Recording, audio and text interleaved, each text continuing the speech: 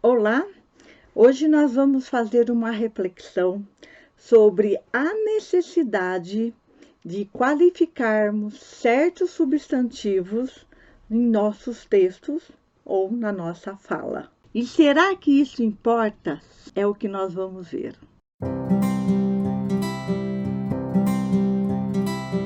Vamos começar relembrando a função do substantivo e do adjetivo, em termos gramaticais. Então, o substantivo é uma classe de palavras responsável por nomear tudo que existe. E o adjetivo, ela é responsável por classificar e qualificar os substantivos. E por que é importante nos preocuparmos com esta questão? Eu resolvi trazer esse conteúdo porque, diante de certas leituras que eu faço e mesmo diálogos que eu ouço, as pessoas usarem certas palavras, das quais nós vamos falar daqui a pouco quais são, atribuindo-as com um sentido negativo. Eu vou falar agora quais são. As palavras, as duas primeiras, porque depois tem uma terceira que nós vamos fazer a reflexão. As duas primeiras palavras nesse momento são impacto e consequência. Na maioria das vezes, essas palavras são usadas com sentido negativo. É claro que no desenvolvimento da ideia, dentro daquele contexto, quando a gente usa essas palavras, ou impacto ou consequência, elas realmente têm um sentido negativo. Mas, dependendo do contexto, ela tem um sentido positivo. Por isso que, em certas situações, nós precisamos deixar claro se consequência ou impacto está sendo dito com sentido negativo ou positivo. Vamos para um exemplo onde essas duas palavras, elas podem realmente ter um sentido negativo e ela está implícita, né? Está escondida ali no texto. A violência na família pode trazer impacto ou consequência psicológica para a criança. Neste caso, realmente não é necessário, né, ter essa redundância de complementar, né, com o adjetivo negativo ou negativa para as respectivas palavras. Por quê? A palavra violência, já citada no início da frase, caracteriza a palavra consequência ou impacto. Um outro exemplo que o adjetivo negativo está implícito, que não precisaria complementar.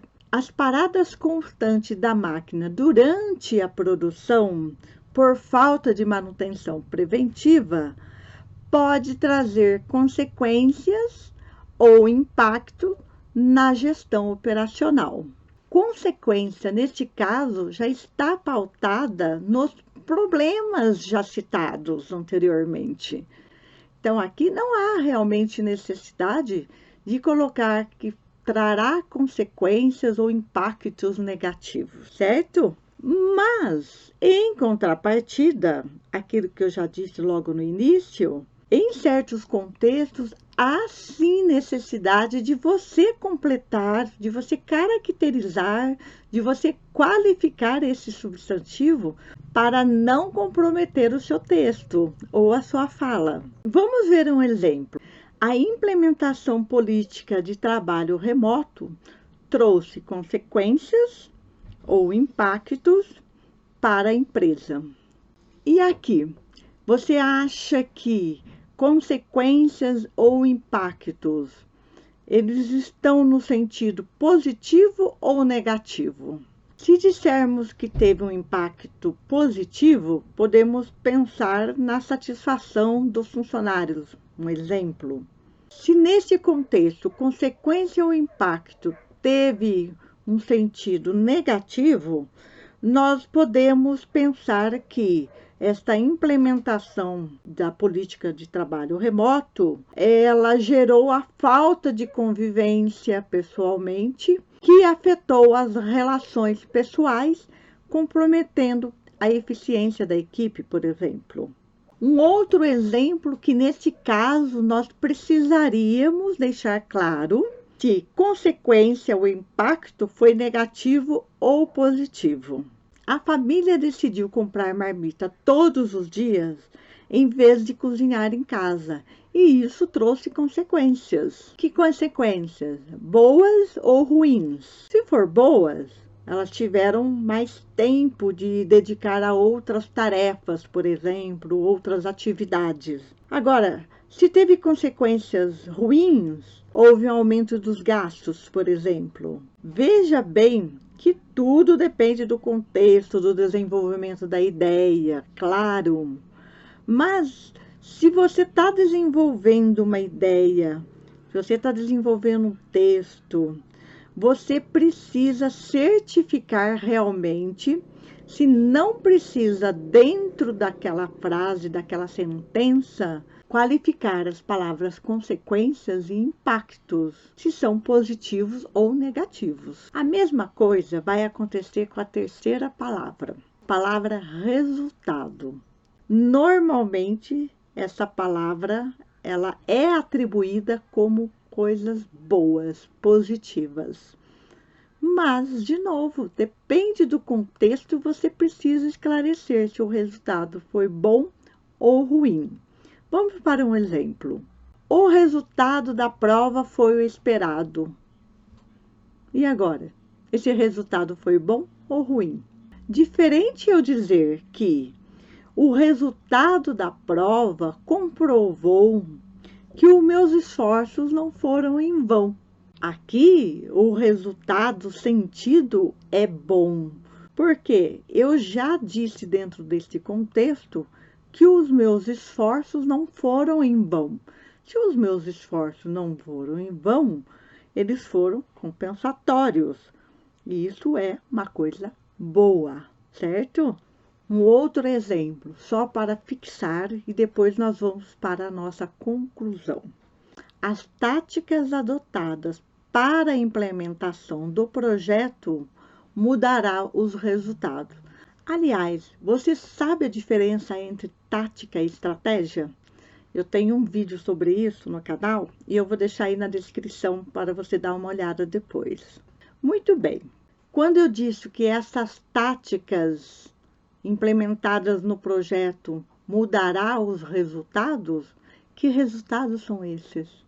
Bons ou ruins? Para melhor ou para pior? Então, isso você precisa deixar claro para o seu leitor ou para o seu ouvinte. Então, nós precisamos rever a construção do nosso texto. Precisamos rever o desenvolvimento das nossas ideias quando nós estivermos falando. Porque nós não podemos pressupor que o nosso leitor, o nosso ouvinte, já saiba de antemão o que nós queremos dizer. E nem que eles possam adivinhar exatamente o que nós queríamos dizer no nosso texto ou na nossa fala. Nós devemos desenvolver a ideia já se preocupando com o nosso ouvinte ou com o nosso leitor.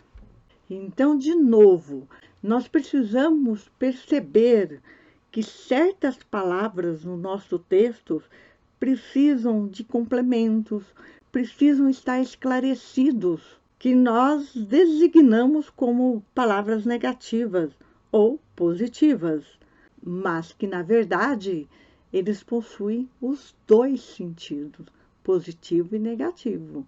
Portanto, precisam ser qualificadas para deixar claro. Vamos lembrar que um texto não são amontoados de palavras, eles são regidos pelas construções gramaticais e linguísticas. Precisamos ficar atentos com a nossa construção, a construção do texto, o desenvolvimento das ideias, rever essas construções e colocar-se no lugar do ouvinte ou do leitor. Até o próximo conteúdo.